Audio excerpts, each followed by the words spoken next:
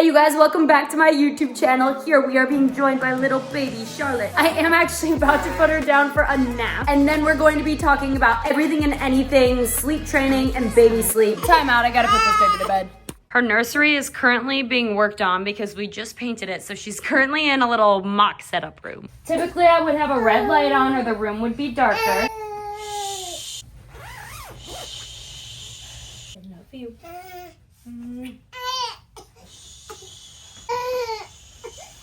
Good night, honey. Turn on the sound machine. I love you. Let's just get right into it. This is coming from a mom who has done all of the research and bought all of the programs so you don't have to. And coming from a mom whose baby has slept through the night since she was 5 weeks old. She is now 9 months and has had 0 sleep regression. 3 really important things right off the bat. 1, make sure you feed your baby every 2 to 3 hours. Do not let them go longer than 3 hours without feeding. Babies need to get all of their calories in during the day, otherwise they are going to be awake at night. 2, wake windows, wake windows, wake windows. I am going to tell you all of the wake windows per certain ages.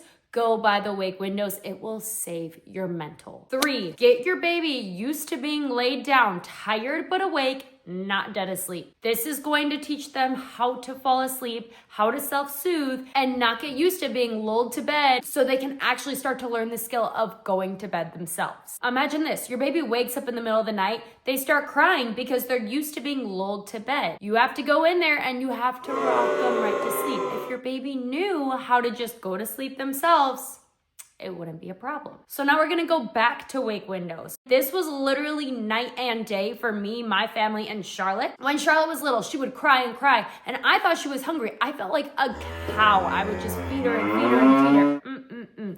This girl, tired. As soon as I started putting her down for naps, no more fussing. It was not the milk that she needed. You bring your baby home from the hospital until they are 4 weeks old. That wake window is 30 to 60 minutes. Your baby should be awake no longer than an hour. That means if your baby wakes up at 7 a.m. after eating, playing, and everything, by 8 a.m., you should be putting that baby down for a nap. At this point, contact naps are the thing, the jam. You do whatever you want to do. We would contact nap with Charlotte. We would put her down in the lounger. You're not creating any bad habits. Just cuddle that baby and take it in. But by 4 to 12 weeks, this is when we're going to start implementing the sleep training. 4 to 12 weeks, the wake windows now extend from 60 to 90 minutes. Charlotte was always on that 60-minute mark. Figure out your baby's cue of when they're tired. Charlotte would always yawn. Now it's rubbing her eyes. But as soon as I saw that yawn, I was like, okay, you're tired. It's time. We're gonna offer a nap. When I say offer a nap, what did we do? We brought her upstairs to her nursery.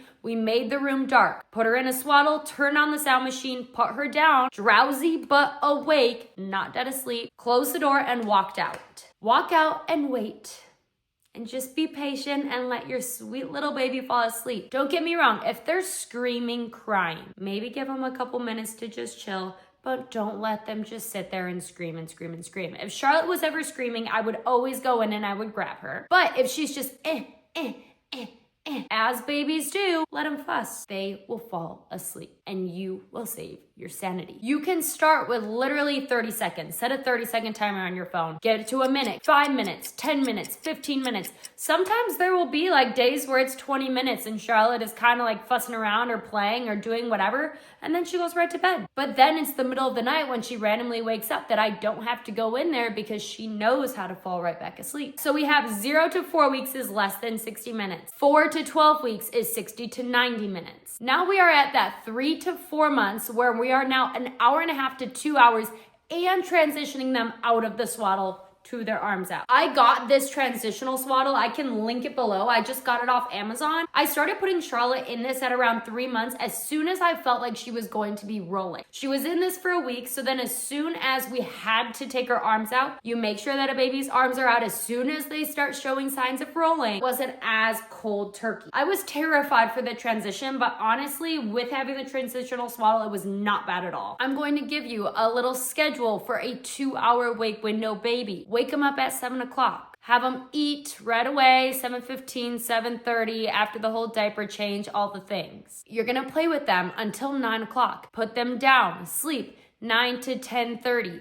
What if they don't sleep till 10:30? Because, you know, babies just wake up whenever. Say they only sleep from 9 to 9:30. you're going to start that 2-hour wake window stopwatch at 9:30. So you will be putting them down again at 11:30. Say you wake them up at 10:30. Feed them then, because the last time they ate was 7:30 and now we're pushing the 3 hours. Play with them, hang with them. 12:30 comes around, put them down for a nap. Say your baby sleeps 12:30 to 2. We're gonna put her down at 4 o'clock because once again, she woke up at 2 and that's 2 hours later. She sleeps 4 to 5. I'm waking her up at 5 because I do not want her to sleep past 5 o'clock so she can have a 7 o'clock bedtime, maybe 7:30. Bedtime routines are very, very important. So then they know that it's actually time to like sleep through the night, then just their little naps. For our bedtime routines, step 1, bath. Step 2, diaper, lotion, pajamas. Step 3, swaddle. Step 4, bottle. Step 5, lay them down. You said it, drowsy but awake, not dead asleep. When we're getting Charlotte all ready for bed, we like to use a red light because it helps produce melatonin. It's not super bright. We stay calm, quiet, cool, collected. And then once we put her down in the crib, we turn off the red light, turn on a white noise, and close the door and leave.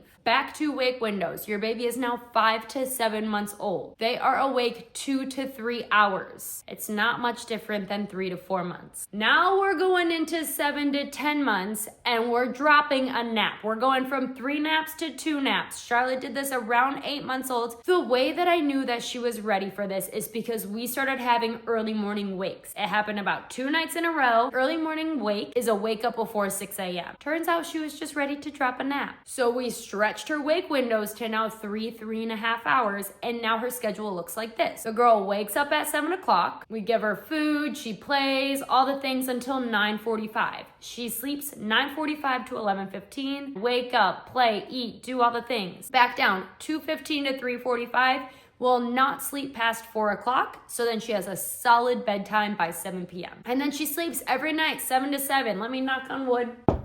Give yourself some grace with the bedtime routine as they get older. Does Charlotte get a bath every night? Absolutely not. Sometimes we're just tired and we don't feel like it, and she still sleeps totally fine. Now, the dying question that everyone asks me, how do you get your baby to sleep when you're always running errands or traveling or so on and so forth? Those car naps can be a saving grace, but they can also be the death of you. It's super hard to say, and you can go ahead and comment certain situations and I can answer and help you kind of weed through them. But depending, I have times where I'm gonna be home in 5 minutes and Charlotte starts to fall asleep and I'm like, wake up, don't do it. Charlotte, Charlotte, Charlotte. And I do not let her fall asleep because that 5-minute car nap can not be good. Or I have times where I'm not gonna be home in 30 minutes and I'm like, you know what? I'm gonna let this girl fall asleep. I'm just gonna park up and edit or get some work done and just let her take her full nap in the car. Even if it's less than the hour 15, 45 minutes, whatever it is, totally fine. And then there are the times where she sleeps for 20 minutes and I gotta get her up, get her out,